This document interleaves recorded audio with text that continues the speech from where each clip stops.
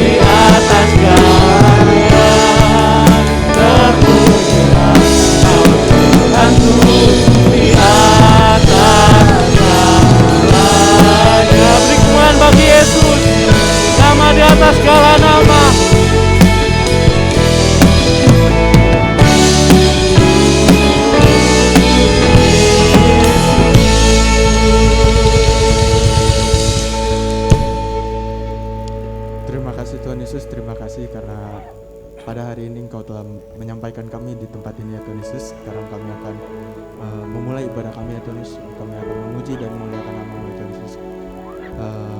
Pimpinlah ibadah kami ini pada hari ini dari awal pertengahan hingga pada akhir ya Tuhan Yesus. Hanya di dalam nama-Mu ya Tuhan Yesus. Haleluya. Amin. Kita mau sapa kiri kanan kita, depan belakang kita. Walaupun kita memakai masker, tapi kita percaya ada sukacita di tempat ini, amin. Ada sukacita di tempat ini, amin. Karena kita akan memuji Tuhan yang luar biasa. Dia yang berjanji tak pernah diingkari. Karena itu nyatalah janjinya bagi kehidupan kita.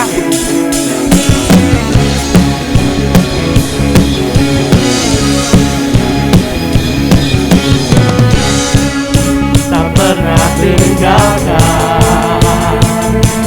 beserta setiap langkahku, yang selalu perhatikan seluruh kehidupanku. Kau adalah pelindungku, kepastian hidupku. Katakan kau adalah pelindungku, kepastian hidupku. Janjimu selalu ada bagiku, selalu nyata dalam hidupku. Kau tak ingkari, tepati janji, selalu nyatalah janjimu.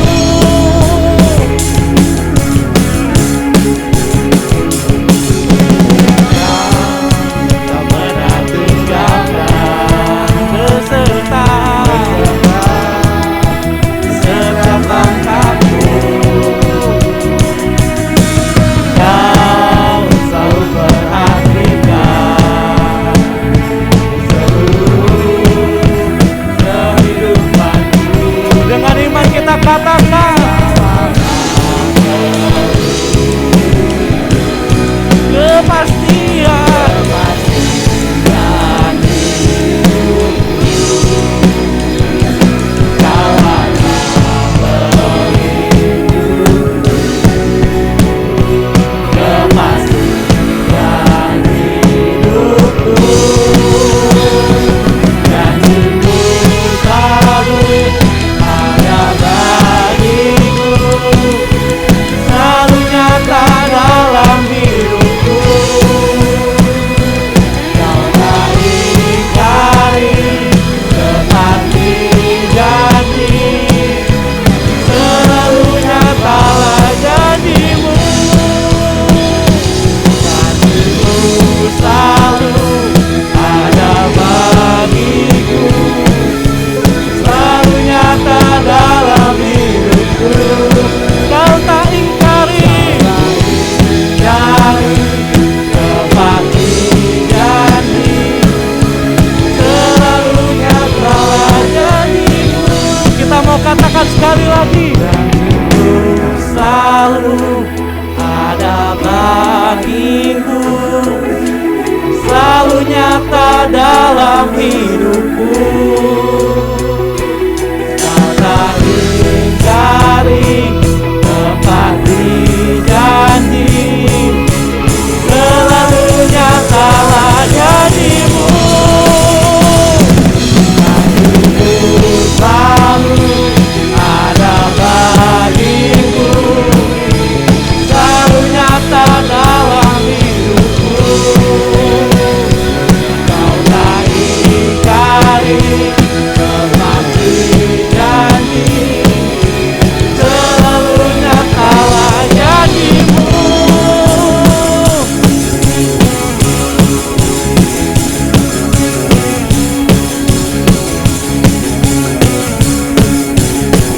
Beri kemuliaan bagi Tuhan. Sidang jemaat dipersilakan duduk kembali. Kita mau siapkan hati kita untuk mendengarkan firman Tuhan.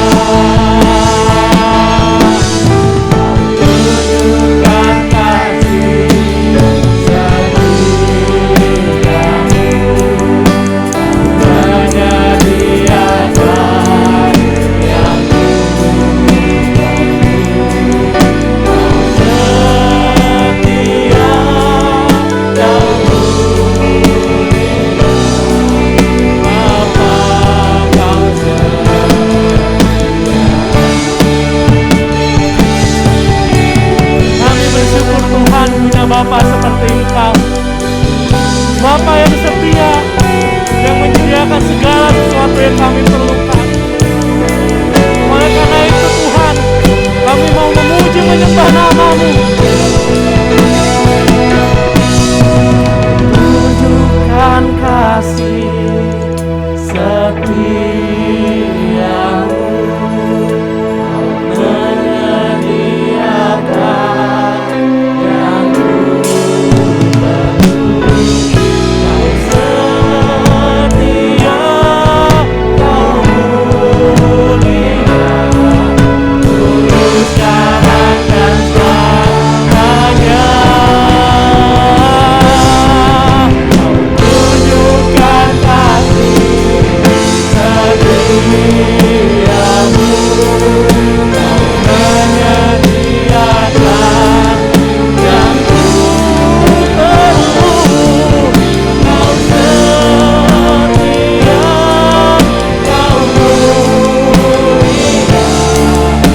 Bapa, Kau setia.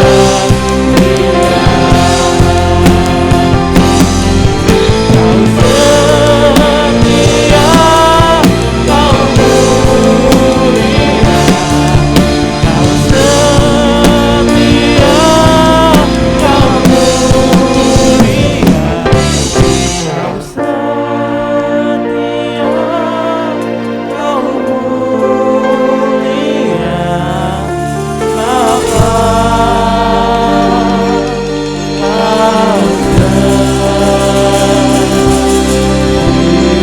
Kau beri kemuliaan bagi Bapa kita.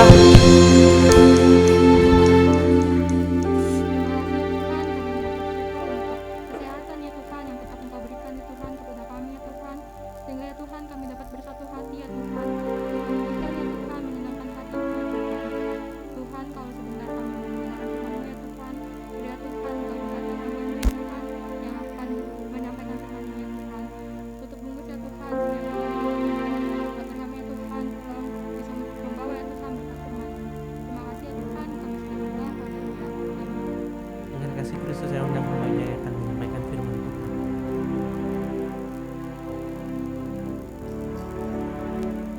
Selamat siang. Sampai berjumpa kembali. Mari kita akan sama-sama kembali akan buka hati untuk mendengarkan sebagian firman Tuhan. Kita akan lihat sebuah ayat dalam Injil Lukas pasal 7. Injil Lukas pasal 7.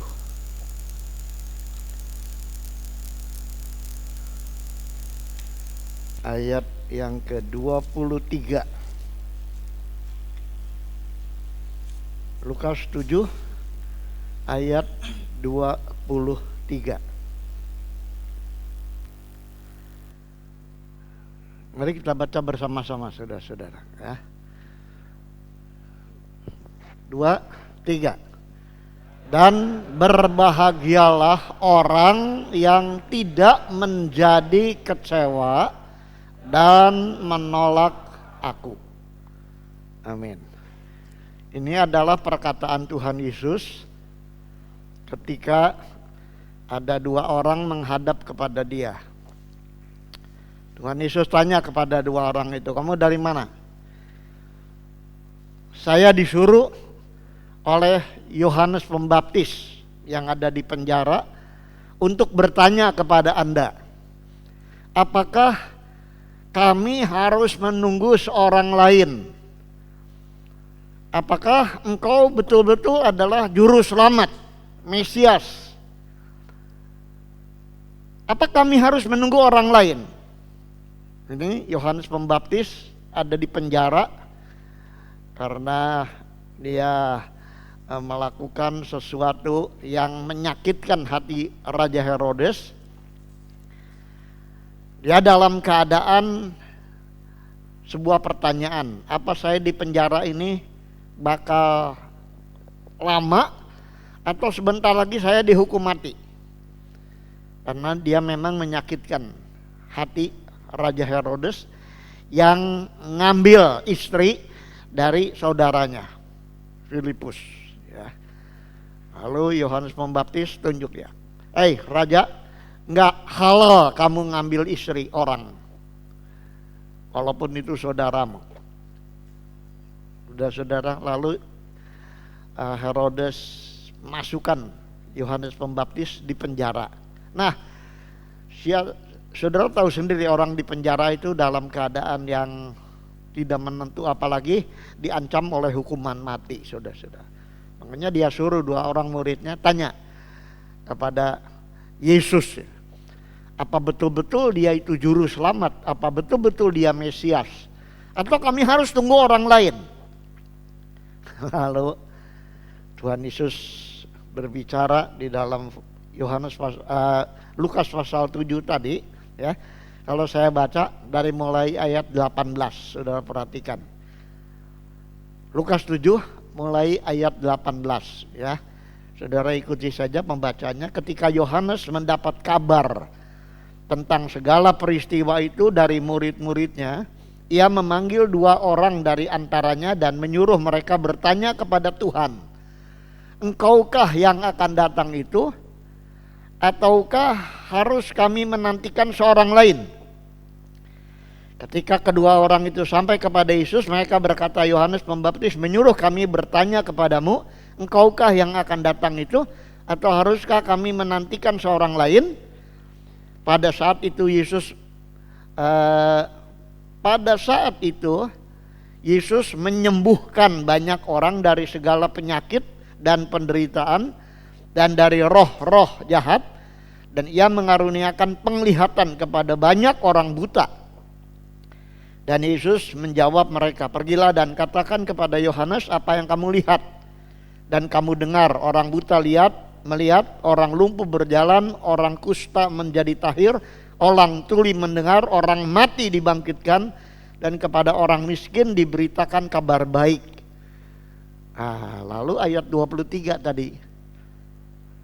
"Dan berbahagialah orang yang tidak menjadi kecewa dan menolak aku." Jadi Tuhan Yesus memberitahukan ada bahaya di dalam hidup Yohanes Pembaptis, yaitu bahaya penolakan.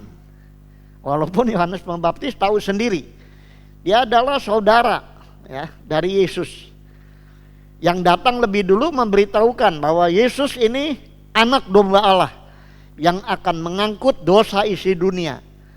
Tetapi ketika Yohanes Pembaptis ada di penjara, mulai dia merasa galau.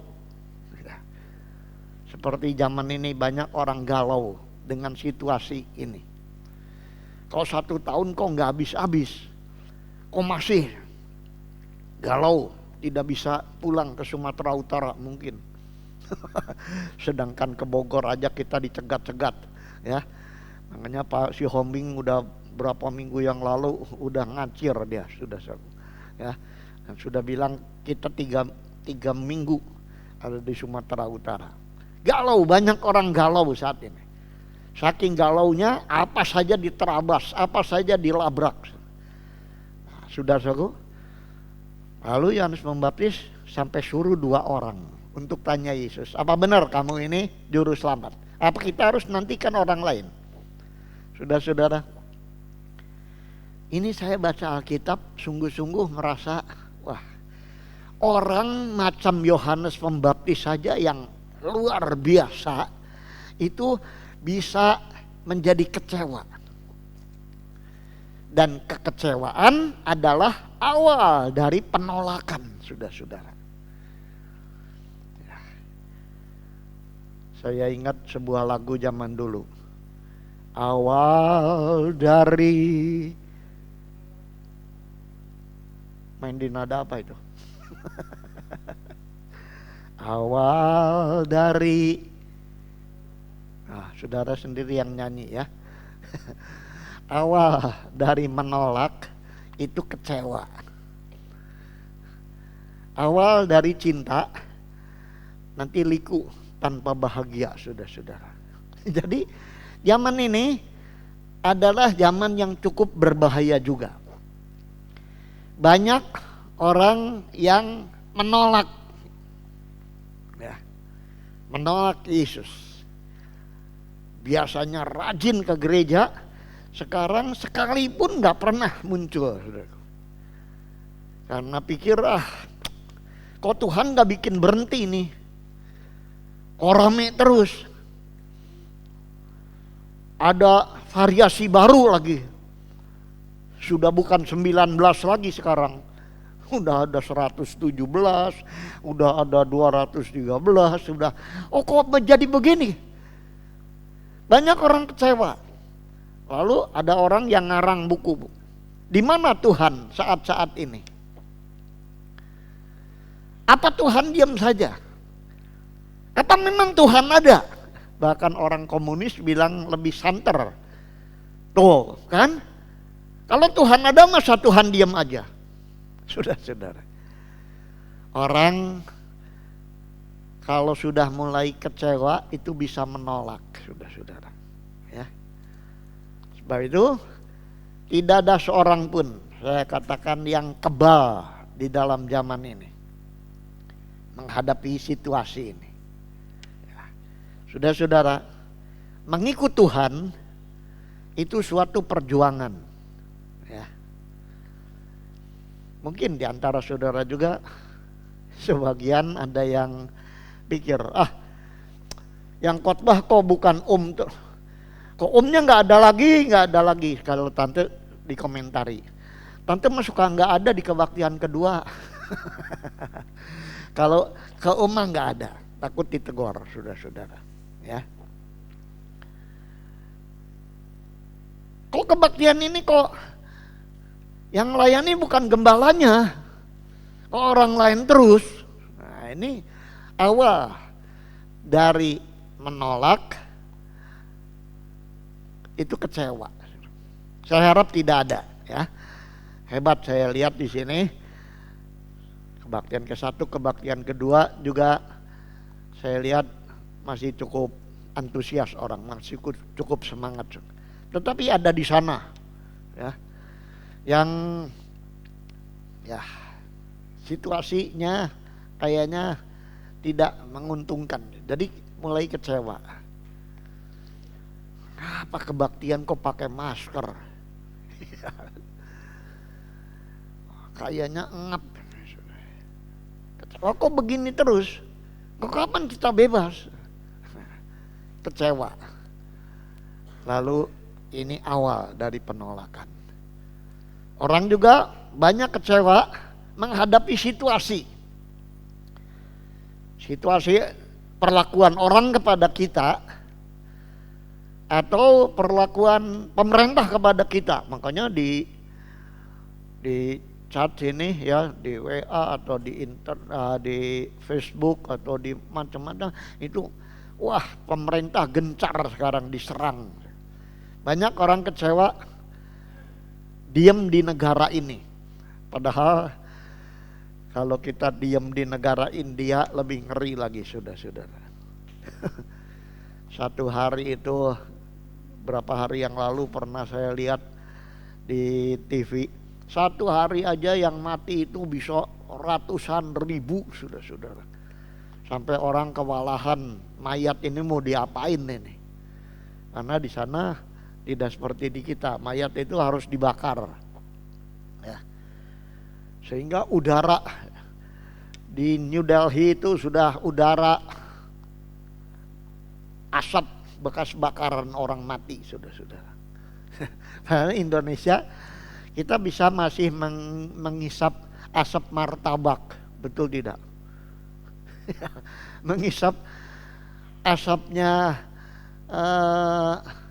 sate atau panggang ayam atau panggang babi. Kalau di sana panggang manusia mati. Indonesia masih, menurut saya masih senang, enak sekali didiami, saudara-saudara. Tapi toh tetap banyak orang kecewa. Sekali lagi, hidup adalah perjuangan.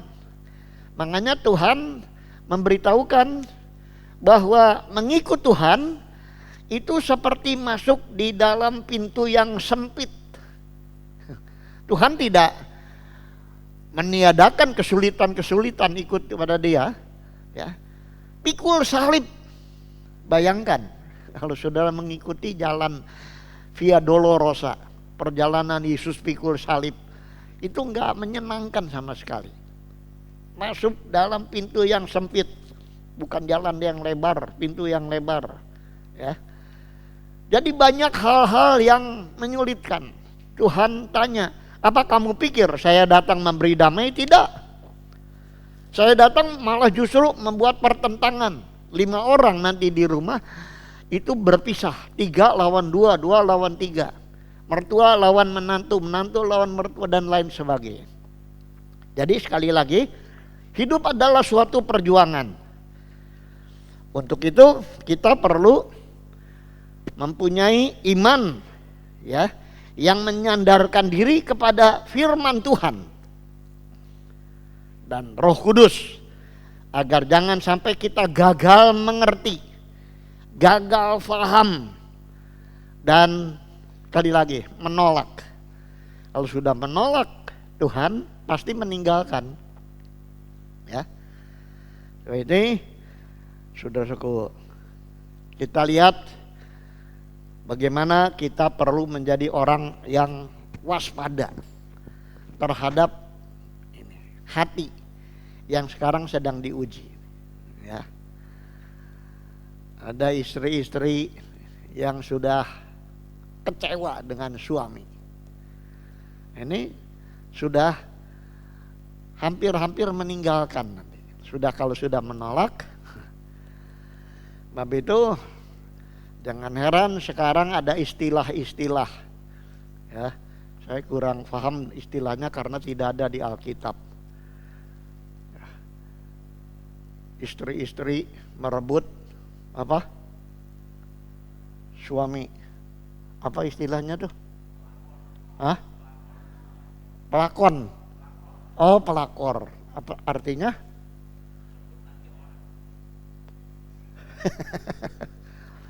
Kalau pembinor apa? Pembinor.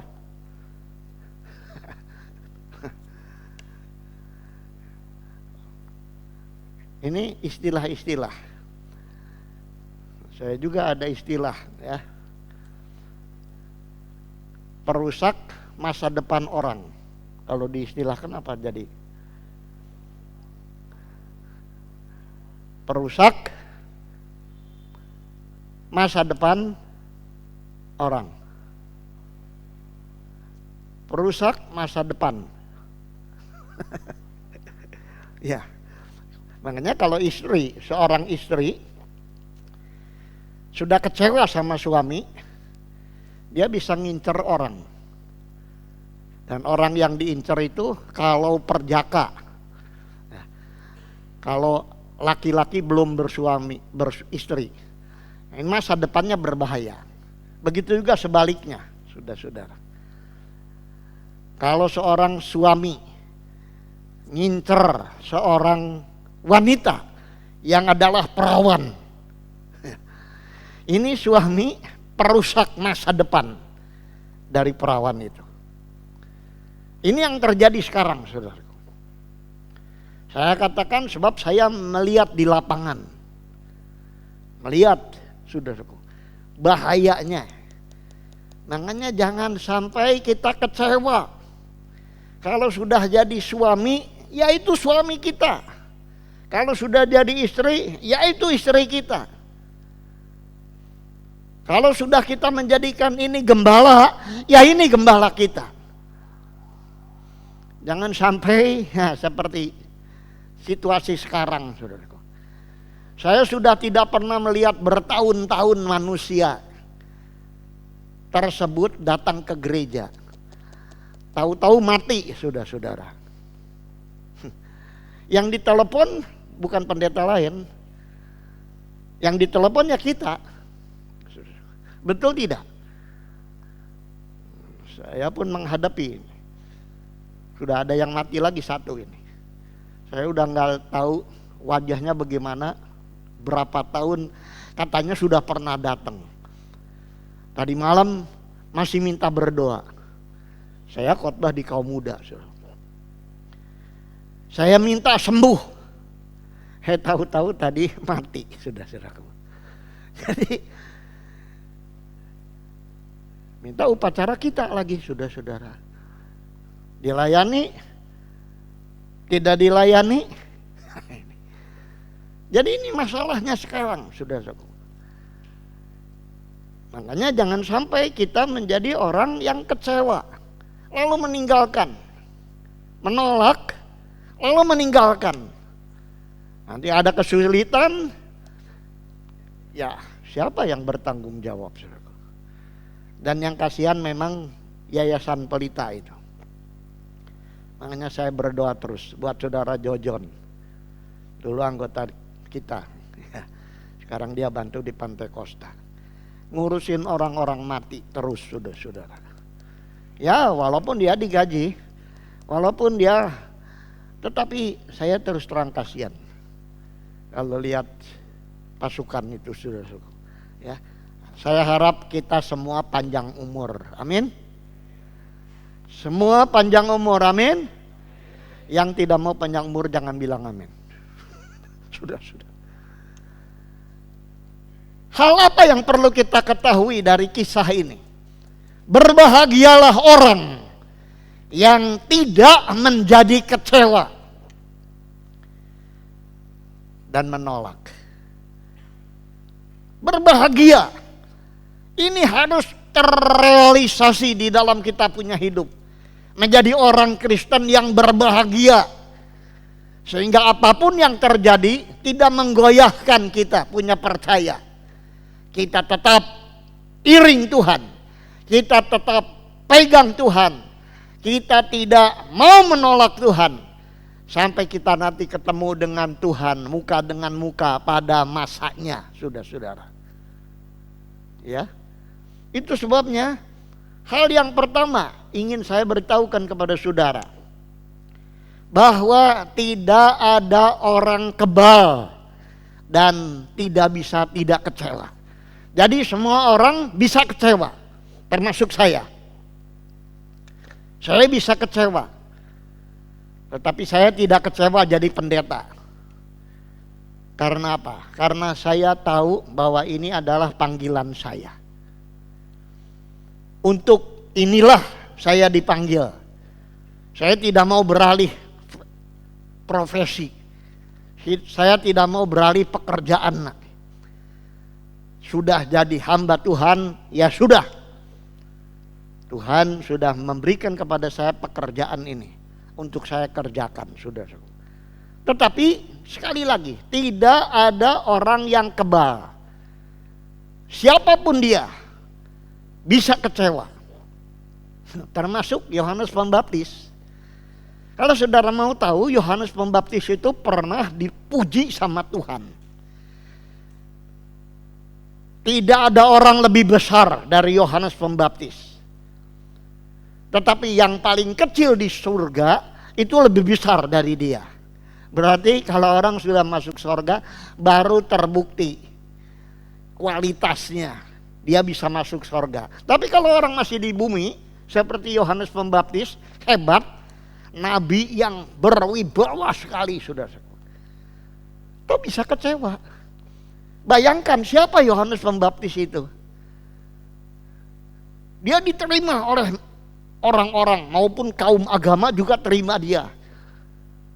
Kecuali ini, Herodes karena masalah politik, maka dia terpaksa tangkap. Sudah, saudara. Jadi sekali lagi, kalau kita lihat Yohanes Pembaptis saja bisa kecewa, siapa kita? Dia nggak punya istri, saudara. Pakaiannya bukan kayak kita enak ya, dipakainya enak, saudara.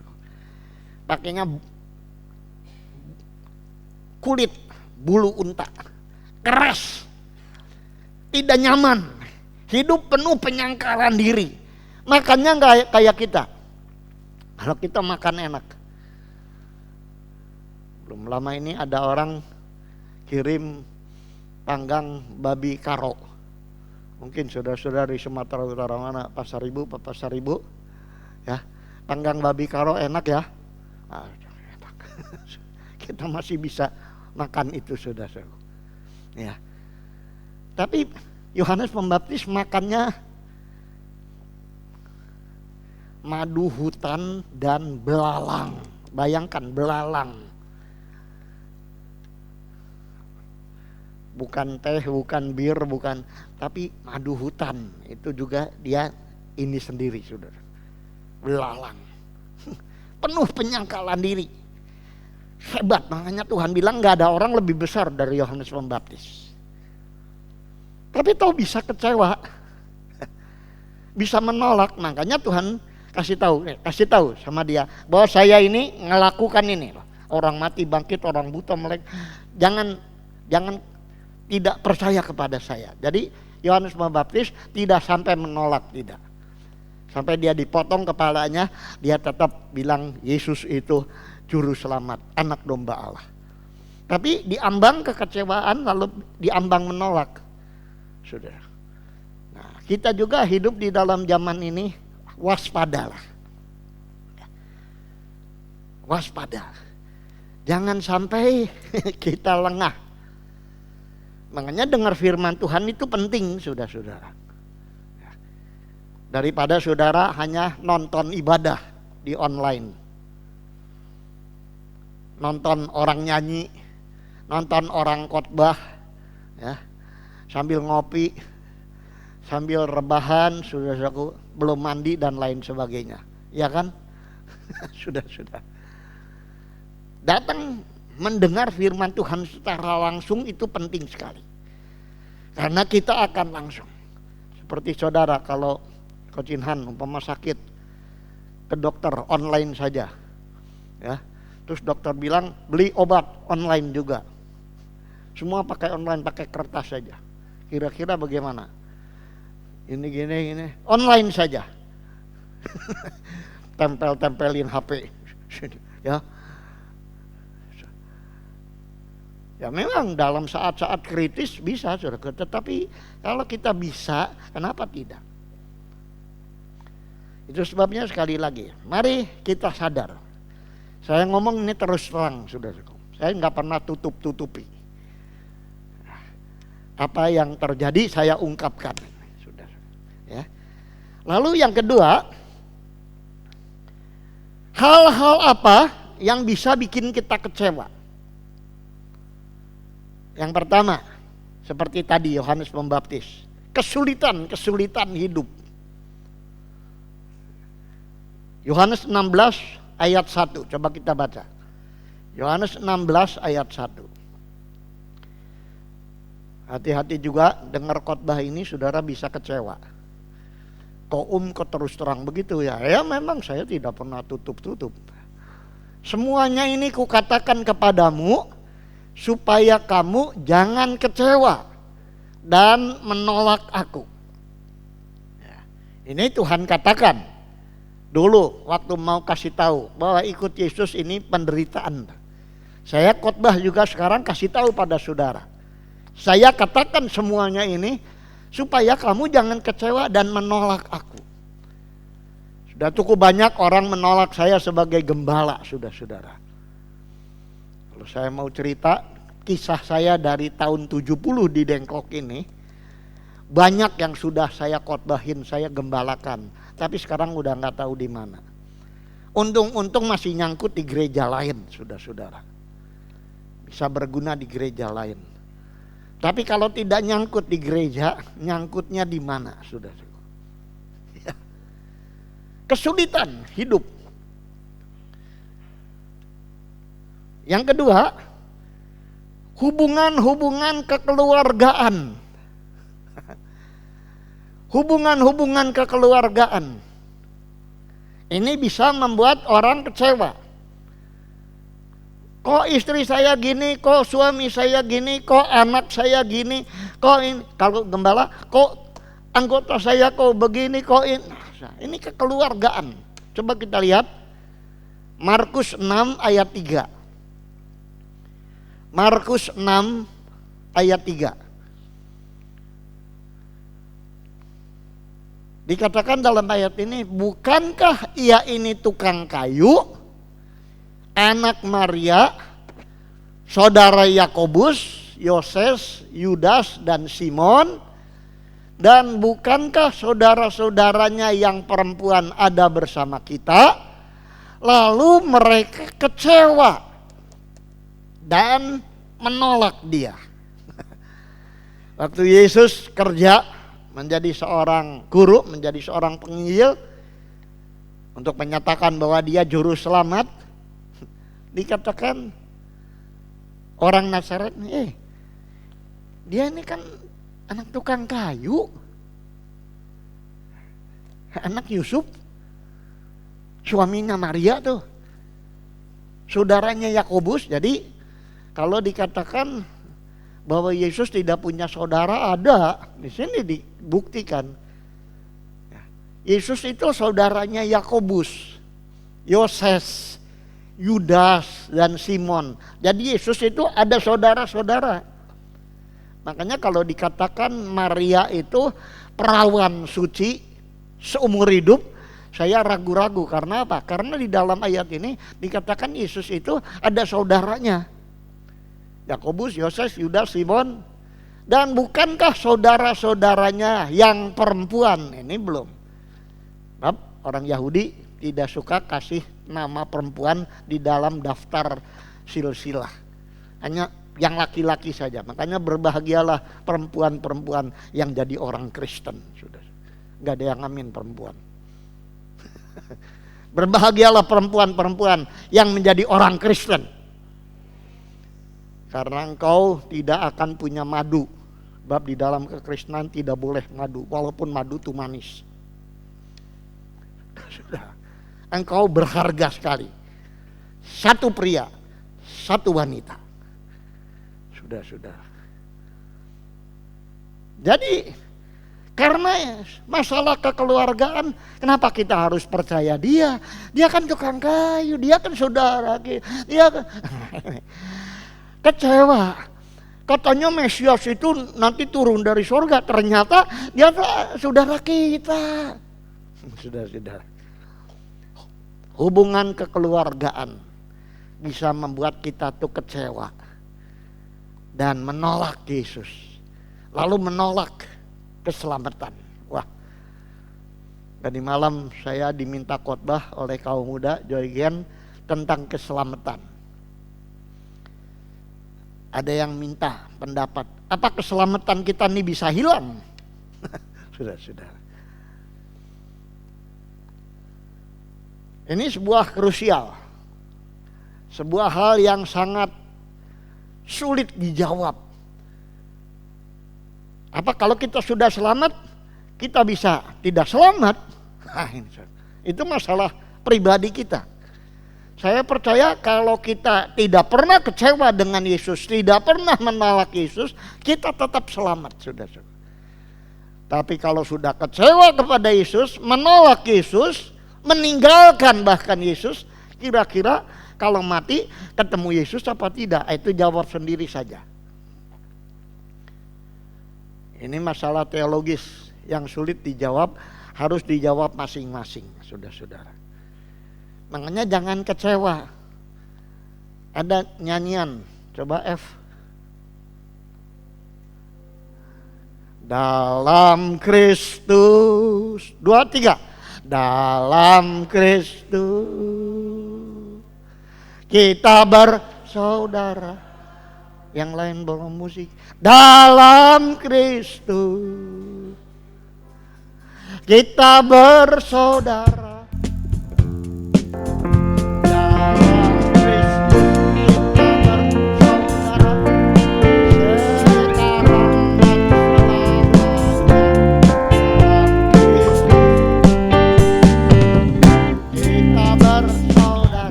Apa benar bersaudara? Yang rasa kita bersaudara nyanyi ya. Dalam Kristus kita bersaudara. Dalam Kristus kita bersaudara.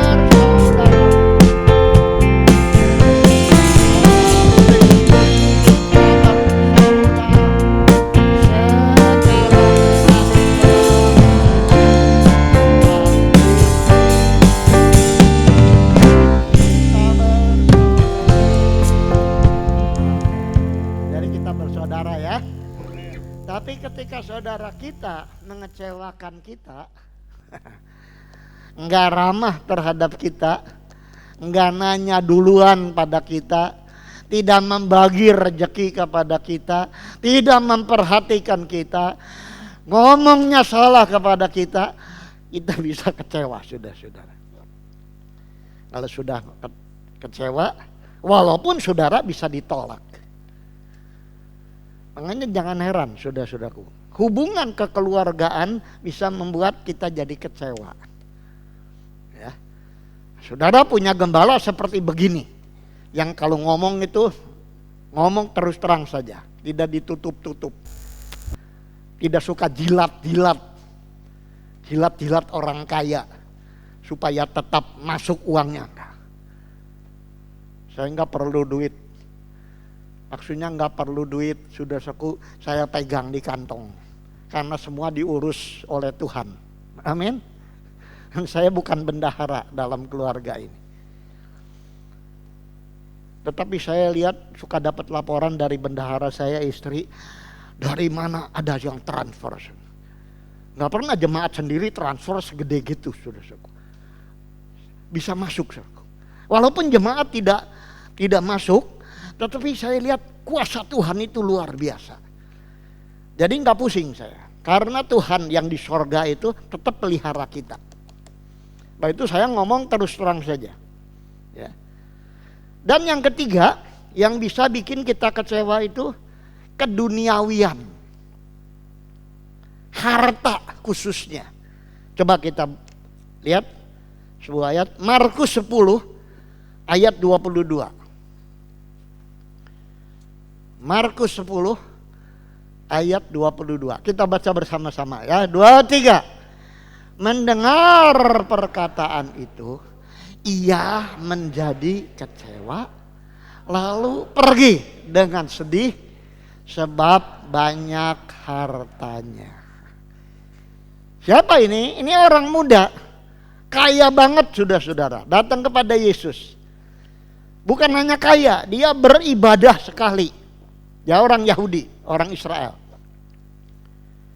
Dia mau membanggakan diri kepada Tuhan. Dia tanya, guru, bagaimana sih caranya buat masuk surga, mendapat hidup kekal? Tuhan bilang, apa kamu sudah lupa? Ada 4 hukum.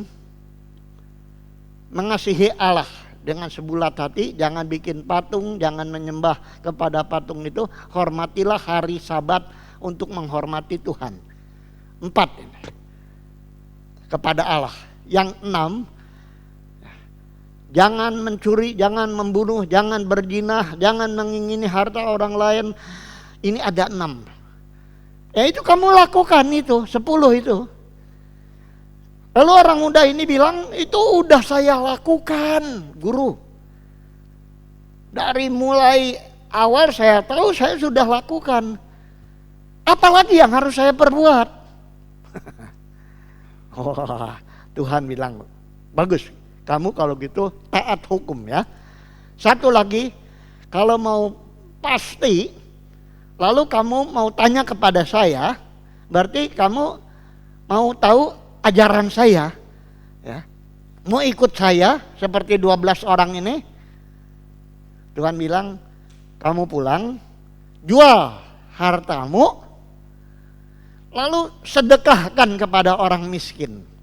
Setelah selesai, ikut saya bersama dengan murid-murid ini yang lain. Mendengar perkataan itu, dia menjadi. Nah ini kecewa itu sebuah proses. Ia menjadi kecewa, lalu pergi dengan sedih. Orang kecewa itu nggak bisa gembira, selalu sedih. Mendengar perkataan itu, ia menjadi kecewa, lalu pergi dengan sedih. Sebab banyak hartanya. Jadi kalau orang banyak harta itu gampang kecewa. Apalagi kalau dengar firman Tuhan yang keras. Kayaknya nih gembala ini sombong banget ini. Kok ngomongnya kok terus serang begitu? Saya ngomong karena firman Tuhan bilang begini, nggak ada lagi yang harus diomongin lain daripada apa yang diomongin begini. Sudah. Karena memang begitu, orang yang lebih sayang kepada harta, orang yang lebih cinta kepada harta daripada kepada Tuhan, itu pasti nanti akan pergi dengan sedih. Saya waktu pergi dari Bandung tahun 67, Bapak saya masih meninggalkan warisan banyak, tapi saya tinggalkan semua. Saya memiskinkan diri di Kedung Gede, nggak ada yang gaji saya. Lalu sekarang jadi hamba Tuhan sih, makan enak, gaji ada sudah saudara, itu pasti. Zaman dulu makan beras, makan nasi itu udah bagus. Tahun 67 sampai tahun 70, 3 tahun saya di Kedung Gede itu, kalau bisa makan nasi itu udah bagus. Karena zaman itu zaman susah. Campur dengan jagung. Jagung yang keras itu direbus atau kacang merah itu. Ya, dicampur. Aduh, bisa makan uduk itu udah aduh enak. Tapi nggak pakai ayam, saudara-saudara. Ya. Tapi semua sudah berlalu, saudara-saudara. Ya. Zamannya papahnya Yoel ya. Kalau di Kedung Gede kan ada tukang uduk zaman dulu mau dipikul tuh. Enak sekali Yoel. Kalau udah bisa makan itu udah. Ada makanan satu yang namanya jibuh. Hiji ge subuh. Wah itu. Lain sama beretok, lain sama donat Dunkin. Nggak ada zaman dulu Dunkin donat segala macam saudaraku. Jeko enggak. Jibuh adanya. 3 tahun saya. Tiap hari nimba. Buat orang serumah berapa belas itu mandi, saya yang nimba. Saya dari muda jadi hamba Tuhan, kerja keras. Sampai sekarang pun. Apa saja saya pegang, saudara-saudara. Karena saya tidak kecewa. Saya ingin seperti Yesus. Saudara-saudaraku. Tidak terikat kepada keduniawian. Dan yang ketiga, apa yang dapat membuat kita kuat? Nah, tadi yang bisa membuat kita lemah apa? Kesulitan hidup, hubungan kekeluargaan dan keduniawian. Nah, sekarang yang terakhir, yang bisa membuat kita kuat dan tidak kecewa itu apa? Coba kita lihat Roma 5 ayat 5. Surat Roma pasal 5 ayat 5. Dibaca oleh pria saja. Tapi pria-pria yang sejati. Pria-pria yang kewanita-wanitaan jangan. Wanita yang kepriaan juga jangan. Ya. Pria-pria yang betul-betul pria saja. Kita baca bersama-sama. 2, 3. Dan harapan tidak mengecewakan. Karena kasih Allah telah dicurahkan di dalam hati kita oleh Roh Kudus yang telah dikaruniakan kepada kita. Apa yang tidak mengecewakan? Pengharapan tidak mengecewakan. Karena apa? Karena kasih Allah telah dicurahkan. Bahkan di dalam bahasa lain dikatakan dicurahkan rata di dalam hati kita. Kasih Allah dicurahkan rata di dalam hati kita oleh Roh Kudus yang telah dikaruniakan kepada kita. Jadi orang Kristen yang sudah punya Roh Kudus, hatinya itu rata telah dicurahkan kasih Allah, kasih Allah. Lagu yang mengatakan kasih Allah selalu baru setiap hari.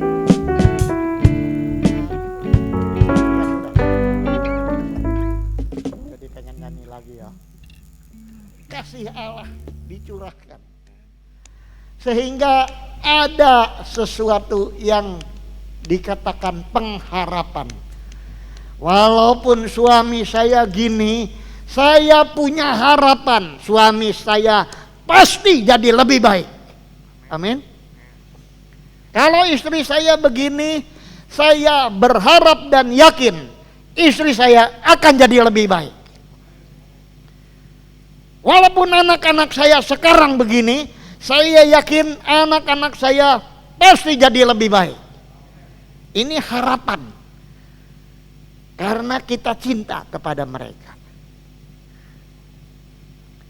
Saudara, kalau ada 3 anak, lain-lain 3-tiganya.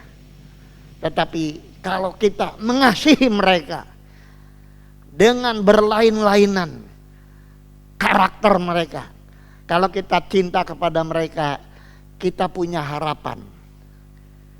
Pasti jadi baik, pasti jadi baik, pasti jadi baik. Dan kita akan tetap mengasihi. Bahkan seperti Yoel pernah anak ya dipanggil Tuhan. Tidak apa-apa, karena apa? Karena dia sudah ada bersama Tuhan dan Tuhan kasih lagi si Brian. Betul tidak? Jadi Tuhan itu baik sekali. Jadi yang membuat kita kuat itu tetap punya pengharapan. Harapan. Makanya saya berharap. Saya khotbah keras ini pun saya berharap orang akan mengerti dan berubah, lalu dirubah oleh Tuhan dari kini menjadi gitu. Kalau saudara tahu beberapa orang di sini yang dirubah dari mulai hidup pas-pasan sekarang menjadi berkelimpahan, itu dirubah sudah. Karena apa? Karena tidak kecewa. Makanya kita tetap harus punya semangat di dalam hidup, berharap kepada Tuhan. Berharap kepada Tuhan. Dan yang kedua, kita lihat 2 Korintus 7 ayat 14. Khotbah saya hampir selesai. 2 Korintus 7 ayat 14. Yuk kita baca. Wanita-wanita. Wanita-wanita. Kita saudara baca wanita 2, 3.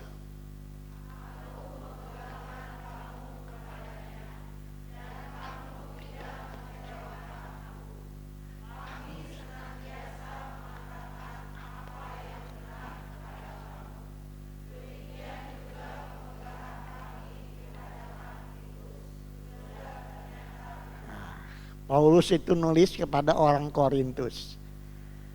Ya. Paulus bilang, aku memegahkan kamu. Orang Korintus, aku megah, bangga punya gereja seperti anggotanya seperti kamu. Karena kamu tidak mengecewakan aku. Kami senantiasa mengatakan apa yang benar kepada kamu. Jadi dengan lain perkataan, Paulus itu puji gereja Korintus kepada Titus. Titus juga melakukan apa yang baik. Jadi ada kemajuan. Orang Korintus maju, Titus yang melayani maju, Paulus juga megah, maju berarti. Jadi berarti kemajuan-kemajuan rohani di dalam pelayanan itu membuat kita jadi kuat. Artinya orang Kristen yang maju itu akan menjadi orang Kristen yang kuat dan tidak pernah kecewa. Tapi orang Kristen yang mundur di dalam hidup, ya, itu namanya undur-undur, saudaraku. Undur-undur itu ada yang bisa jalan jauh tidak? Undur itu hanya lingkar aja ya. Dulu saya waktu masih kanak-kanak suka ngumpulin undur-undur. Itu di pasir. Ya di situ-situ juga. Karena dia mundur terus makin dalam. Di debu lagi sudah. Orang Kristen jangan jadi orang yang mundur. Ya, tapi orang yang maju. Amin. Orang yang makin dekat kepada Tuhan. Saya umur berapa hari lagi? 74 sudah. Sudah 74, mulai jalan ke 75.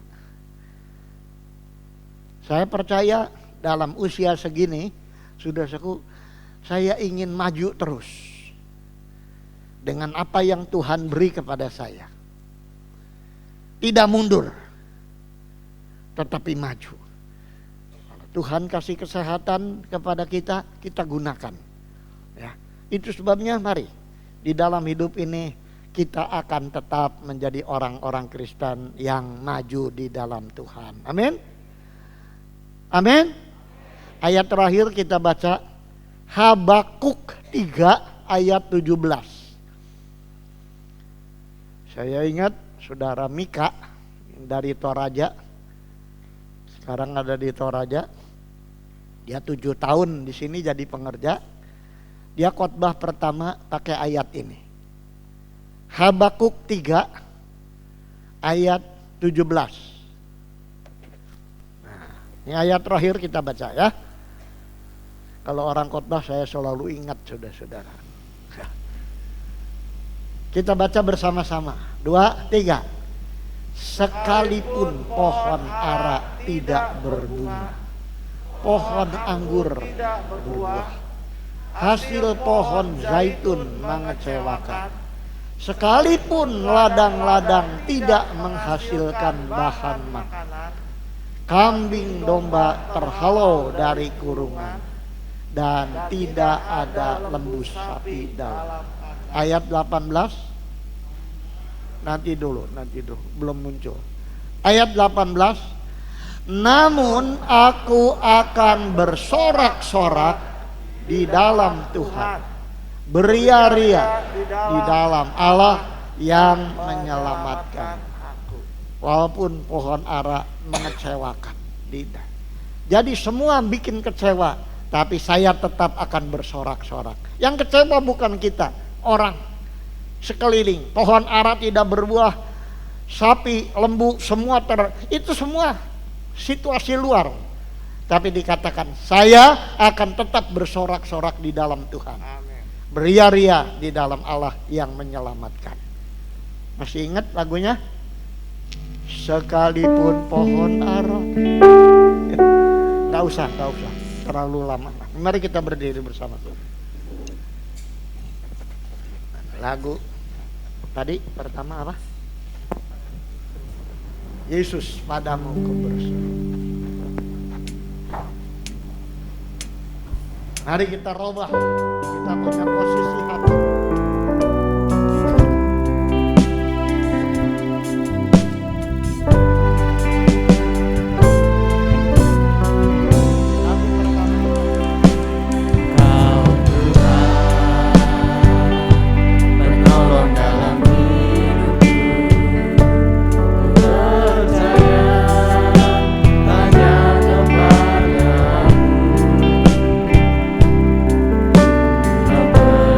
Kau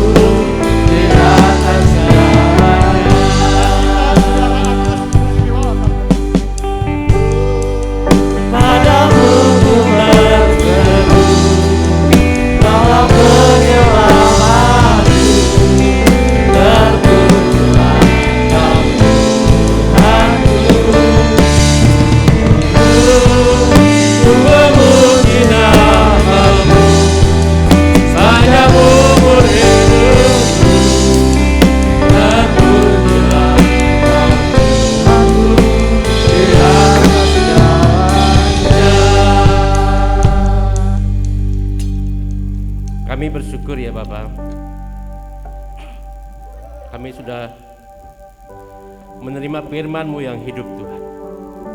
Firman yang tidak akan pernah mengecewakan kami Tuhan. Firman yang akan menguatkan kami Tuhan. Firman yang selalu memberikan kami benteng yang hidup, batu karang yang kuat ya Bapa. Ajar kami Tuhan selalu bersukacita di dalam Engkau Tuhan. Ajar kami selalu beria-ria di dalam Engkau Tuhan. Hancurkanlah roh-roh kekecewaan dalam hidup kami Tuhan. Karena kami percaya Tuhan, Engkau adalah roh yang hidup, roh yang akan memimpin kami Tuhan ke rumput yang hijau Tuhan, supaya kami dapat kuat, supaya kami dapat tegar menghadapi apapun juga ya Bapa. Berkati untuk hamba-Mu yang sudah membawakan firman-Mu Tuhan. Biarlah firman yang sudah kami dengarkan ini Tuhan terus akan menjadi pelita dalam hidup kami Tuhan. Berkati juga Tuhan sidang jemaat di tempat ini Tuhan. Biarlah sidang jemaat-Mu Tuhan di tempat ini terus Tuhan bertumbuh dan berbuah di dalam Engkau Tuhan ya Bapa. Terima kasih Tuhan, sebentar kami akan berpisah satu dengan yang lain Tuhan. Terima kasih Tuhan, kami sudah memuji memuliakan nama-Mu ya Bapa. Hanya di dalam nama Tuhan Yesus Juru Selamat kami hidup. Haleluya. Amin.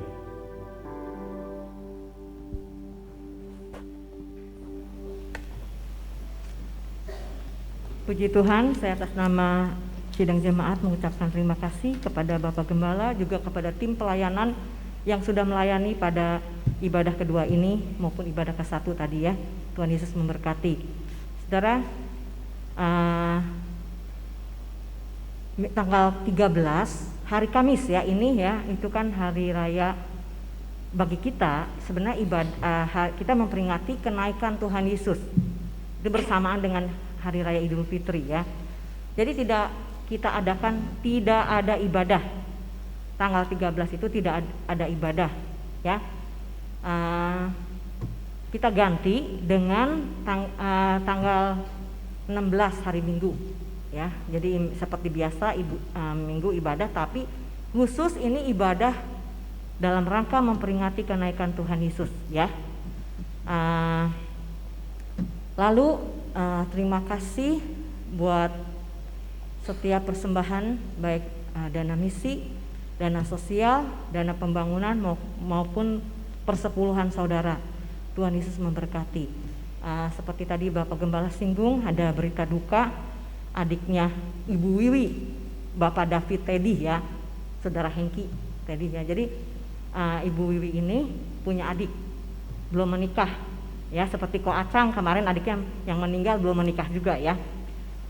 Jadi beberapa tahun yang lalu itu pernah ke gereja kita di Kerawang, tetapi karena dia mungkin ada yang dilihat lah di gereja lain, biasa laki-laki kan melihat ada wanita di gereja lain, jadi dia pindah. Nah lagi kemarin siang anaknya Saudara David, Ibu Wiwi ini bagaimana minta doa, karena ini emang udah stroke udah lama, bertahun-tahun saudara, udah setahun lebih ya, bukan bertahun-tahun, setahun lebih. Kelihatannya udah nggak berdaya banget gitu. Minta didoain, saya ngerti maksudnya. Didoain tuh maksudnya cepat pulang lah gitu saudara ya. Artinya kasihan yang ngurusin, kasihan juga orang yang sakitnya ini.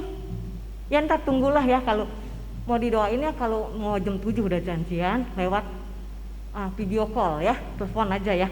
Nah terus Bapak Gembala mau firman Tuhan, gimana Bapak Gembalanya mau firman Tuhan jam 8 nggak apa-apa? Ya nggak apa-apa, kalau jam 7 mah tante aja, sebab Bapak Gembala lebih tokcer doanya ya. Lihat memang buat nanti kalau saudara terus malam kita doa jam 8 malam itu, pagi berita udah pulang ke rumah Bapak di sorga saudara.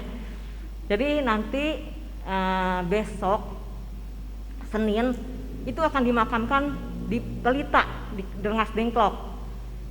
Jadi jenazahnya katanya hari ini dibawa ya. Jadi kata saya bilang nanti besok Senin belum ada kepastian jamnya, jadi masih runding, karena masih runding ya mereka.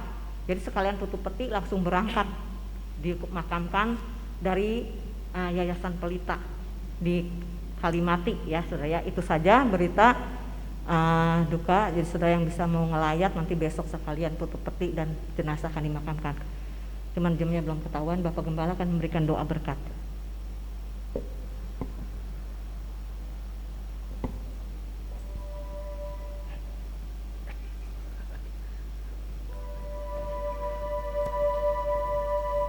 Mari kita berdiri. Kami nyanyi terima kasih.